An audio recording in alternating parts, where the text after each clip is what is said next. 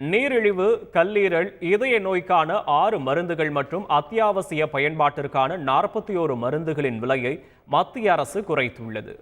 அத்தியாவசிய மருந்துகள் மலிவு விலையில் இருப்பதை உறுதி செய்வதற்காக தேசிய மருந்து விலை நிர்ணய ஆணையத்தின் 143வது கூட்டத்தில் இந்த முடிவு எடுக்கப்பட்டது.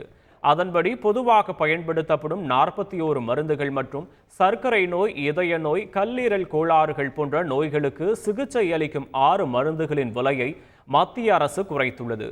விலை குறைப்பு குறித்த தகவல்களை டீலர்கள் மற்றும் ஸ்டாக்கிஸ்டுகளுக்கு உடனடியாக அமலுக்கு வரும் வகையில் தெரிவிக்க மருந்து நிறுவனங்களுக்கு உத்தரவிட்டுள்ளது.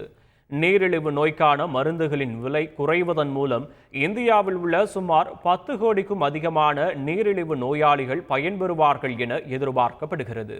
காவிரி குழு கூட்டத்தில் பங்கேற்க டெல்லி செல்ல அதிகாரிகளுக்கு தடை என்று பிரபல நாளிதழில் வெளியிடப்பட்டுள்ள செய்திக்கு தமிழக அரசு மறுப்பு தெரிவித்துள்ளது.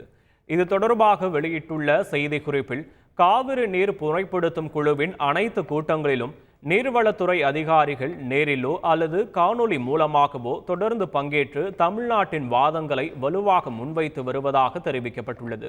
இந்நிலையில் உண்மைக்கு புறம்பாக காவிரி குழு கூட்டத்தில் பங்கேற்க டெல்லி செல்ல அதிகாரிகளுக்கு தடை என்று பிரபல நாளிதழில் வெளியிடப்பட்டிருப்பதாகவும் இதுபோன்ற உத்தரவை அரசு பிறப்பிக்கவில்லை என்றும் விளக்கம் அளிக்கப்பட்டுள்ளது.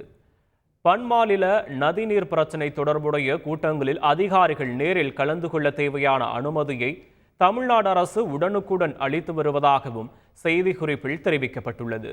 தமிழகத்தில் வாக்கு எண்ணிக்கையில் ஈடுபடும் வாக்கு எண்ணும் அலுவலர்களுக்கு அடுத்த வாரம் பயிற்சி தொடங்கும் என தமிழ்நாடு தலைமை தேர்தல் அதிகாரி சத்யபிரதா சாஹூ தெரிவித்துள்ளார். தமிழகத்தில் வாக்கு எண்ணிக்கை மையங்களில் செய்யப்பட்டுள்ள பாதுகாப்பு ஏற்பாடுகளை ஆய்வு செய்த சாஹூ அங்கு பாதுகாப்பு ஏற்பாடுகள் சரியாக செய்யப்பட்டுள்ளதாக தெரிவித்துள்ளார்.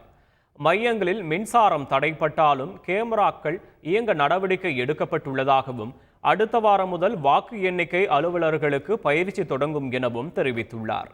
அனைத்து மாவட்டங்களிலும் ஒரே மாதிரியாக இல்லாமல் மாவட்ட தேர்தல் அலுவலர்கள் பயிற்சி தேதியை முடிவு செய்வார்கள் எனவும் சத்யபிரதா சாஹூ குறிப்பிட்டுள்ளார். அண்டைய மாநிலங்களில் தேர்தல் முடிந்த நிலையில் எல்லை மாவட்டங்களில் நிறுத்தப்பட்டுள்ள பறக்கும் படை, நிலை கண்காணிப்பு குழுக்கள் திரும்ப பெறப்படுவர். ஆனால் வழக்கமான சோதனை தொடரும் என தெரிவித்துள்ளார். வாக்கு எண்ணிக்கையின் போது ஒவ்வொரு மேஜைக்கும் ஒரு நுண்பார்வையாளர் நியமிக்கப்படுவார் எனவும் தேர்தலின் போது பணியாற்றிய மத்திய பார்வையாளர்கள் எண்ணிக்கையின் போதும் கண்காணிப்பு பணியில் ஈடுபடுவார்கள் எனவும் சத்யபிரதா சாஹூ தெரிவித்துள்ளார். செய்திகளை உடனுக்குடன் தெரிந்து கொள்ள உடனே சப்ஸ்கிரைப் பண்ணுங்க.